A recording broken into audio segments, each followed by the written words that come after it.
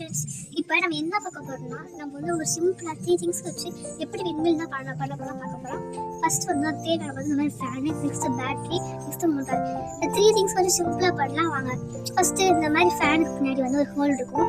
அந்த ஹோலில் வந்து நம்ம இந்த பேட்டரி, அந்த மோட்டார் இருக்குல்ல, அந்த பின் வச்சு அந்த ஹோலை வச்சுக்கலாம்.